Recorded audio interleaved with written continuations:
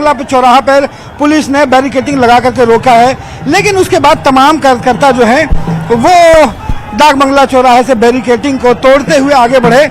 और ये फिलहाल जो हम तस्वीर दिखा रहे हैं इनकम टैक्स गोलंबर की, इनकम टैक्स गोलंबर को चारों तरफ से जो है वो बंद कर दिया गया है और दूसरे तरफ जाने की इजाजत नहीं है। लेकिन जैसे ही तेजस्वी यादव वहां से बैरिकेडिंग तोड़कर आगे पहुंचते हैं, यहाँ पे इनकम टैक्स पहुंचते हैं, यहाँ पे वाटर कैनन के जरिए जो है वो पुलिस तितर बितर करने की कोशिश करती है और तेजस्वी यादव को पुलिस जो है वो हिरासत में लेती है और बस में बिठाकर यहाँ पे तेजस्वी को पुलिस ले गई है।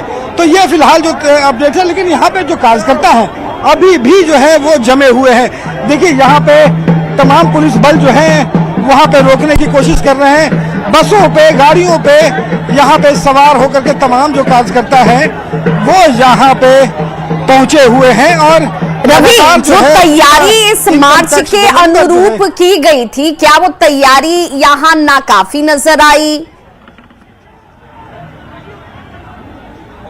देखिए जिस तरीके से आपको बता दें कि जो तैयारी की गई थी, निश्चित रूप से पुलिस के द्वारा भी जो यहाँ पे जो जेपी गोलंबर से तेजस्वी का जो मार्च होना था उसको लिए पुलिस ने कहीं भी नहीं रोका और वहाँ से डाक बंगला तक आराम से तमाम लोग पहुँचे। लेकिन यहाँ पे जब डाक बंगला चौराहे पर तमाम कार्यकर्ताओं ने पूरे घेरेबंदी को तोड़ा, यहाँ पे पुलिस जो है वहाँ पे आपको बता दो कि वाटर कैनन का इस्तेमाल नहीं की। उनको पता है कि यहाँ पे राजभवन तक जाना है, लेकिन यहाँ पे किसी भी स्थिति में ध्वज को जमीन पर मत फेंकिए। आप सभी को प्रशासन की ओर से सचेत किया जाता है। राष्ट्रीय गौरव अपमान निवारण अधिनियम 1971 के तहत राष्ट्रीय ध्वज का अपमान करना दंडनीय अपराध है। बस के सामने से हट जाइए, रास्ता क्लियर कीजिए। जो लोग आगे खड़े हैं आगे की ओर बढ़िए, रास्ता क्लियर करिए।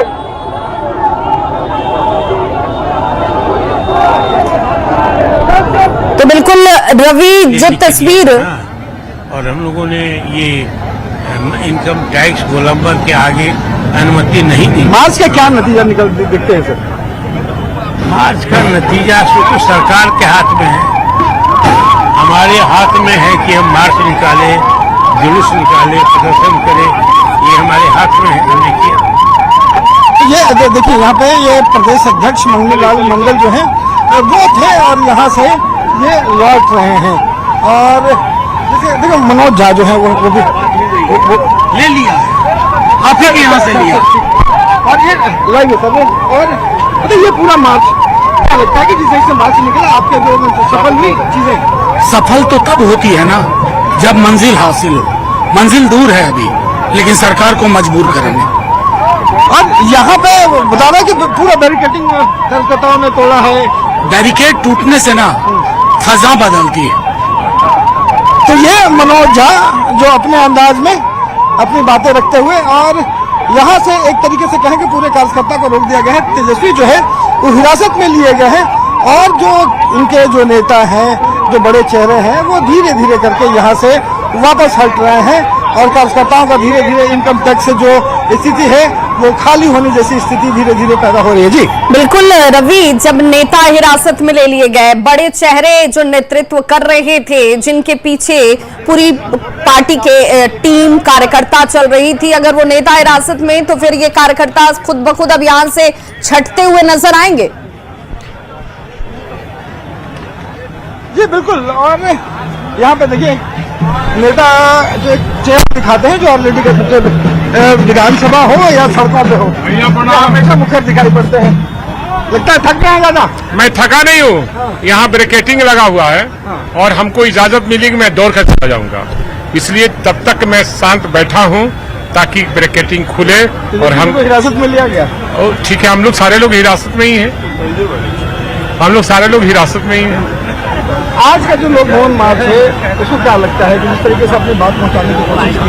जी, जो जीएनजी के लोग हैं, जो छात्र हैं, अपने भविष्य की चिंता उन्हें हो गई है, ये बोध हो गया पूरे देश में, छात्रों को, नौजवानों को, जीएनजी के लोगों को वो बोध हो गया है कि हम सरकार से अपनी जो नौकरी है वो लेना का काम लेकिन करें। देखिए विरोधी जो है वो लगातार सवाल खड़े कर रहे हैं कि जब छात्र आंदोलन चल रहा था तो तेजस्वी यहाँ पे नहीं थे, अरे वो बाहर तेजस्वी अकेले पार्टी नहीं न है, नहीं थे तो हम लोग थे ना, 24 विधायक थे ना, ताकि तेजस्वी क्यों नहीं थे? सब पर तेजस्वी का फोटो लगा हुआ था, चेहरे पर दिल में हम तेजस्वी के रूप में काम कर रहे थे। नहीं लग रहा कि ये मार्च थोड़ा देर से निकला है? नहीं, कोई मार्च देर से नहीं निकली है।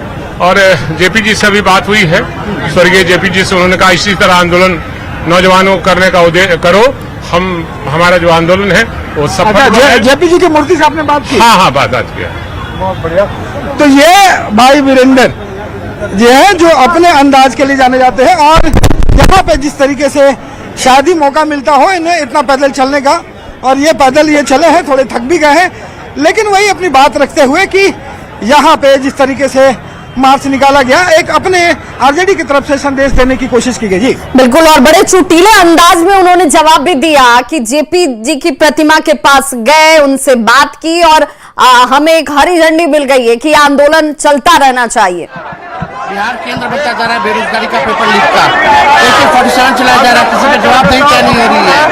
सरकार में बैठे सारे के सारे परिवारवाद वाले लोगों को भाई बेटी बहन और जिस चाची सास सबको मंत्री और MLA MLC बना दिया गया है। क्या हो गया सरकार?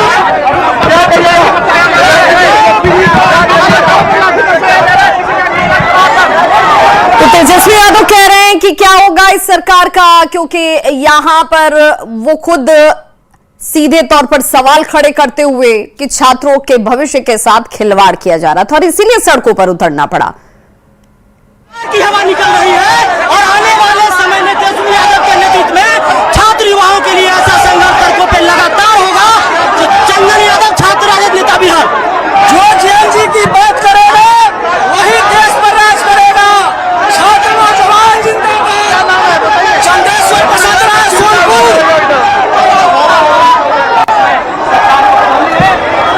तो जो जेएनजी की बात करेगा वही राज करेगा, लेकिन है उनको सबक नहीं सिखाया जाता है, तब तक छात्र और बिहार की जनता और राष्ट्रीय जनता सांस नहीं लेगी। वाटर कैनन का भी प्रयोग किया गया।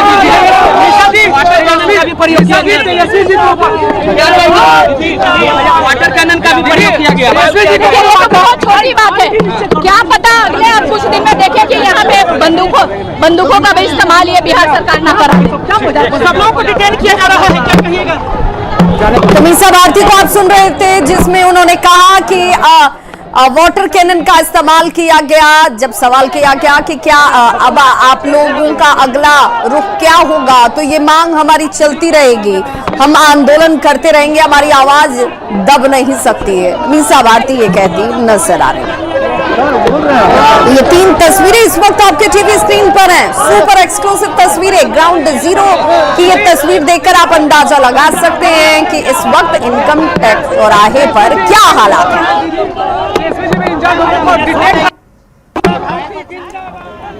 और हमारे संवाददाता रवि एस नारायण लगातार ग्राउंड जीरो पर मौजूद। रवि, मीसा भारती हो, भाई वीरेंद्र हो, तेजस्वी यादव हो या आरजेडी का कोई भी कार्यकर्ता हो, सभी की जबान पर, सभी की जुबान पर एक ही बात कि युवाओं के हक की बात हम कर रहे हैं और इसीलिए हम सड़कों पर उतरे हैं। और निश्चित रूप से देखिए युवाओं ने जो आंदोलन दिल्ली में किया और उसके बाद उसका जो नतीजा निकला, उसके बाद हर कोई चाहता है कि युवाओं के साथ दिखे और युवाओं को लेकर के जो है वो अपनी बातें मुखर किया, और यही कारण है कि आरजेडी जो है वो लगातार अब युवाओं की बात कर रहा है। एक तस्वीर जो आप लगातार तमाम जो आरजेडी के युवा हैं, ये जरा देखिए कि पहले हरा झंडा जो है वो किसी भी मार्च में आप जाएं, तेजस्वी का आरजेडी के जो पार्टी का जो झंडा है वो दिखाई पड़ता था। ये पहला मौका है जब सबके हाथों में तिरंगा जो है वो दिखाई पड़ रहा है, और ये एक बड़ा बदलाव जो है वो दिखाई पड़ रहा है। ये विधायक जी भी पूरी तरह से भींग गए हैं। जी जी, ये 47 की सरकार है, लाठी गोली की सरकार है, जो पूरे बिहार के छात्रों के ऊपर जो अत्याचार करने का काम किया है, उसी का जवाब आज हम लोग यहाँ पर देने आए हैं। और आज ये सरकार को बता देंगे कि जो 47 वाले को आप निलंबित किए हैं, तो उसको आदेश कौन दिया था। ये जरा देखिए, यहाँ पे जो बैरिकेडिंग वो लगाई गई थी और यहाँ पे इनकम टैक्स गोलंबर पे उस बैरिकेडिंग को भी तोड़ दिया है इन लोगों ने। ये जरा देखिए, और यहाँ से फिर जो है ये आगे वीरचंद पटेल पथ की तरफ जो है वो बढ़ी है, और पुलिस जो है वो यहाँ पे आगे में फिर बैरिकेडिंग जो है वो लगाने का प्रयास कर रही है। ये जरा देखिए, एक बार फिर से इनकम टैक्स गोलंबर पर कार्यकर्ता और पुलिस के बीच में झड़प फिर से जो है वो शुरू हो गई है।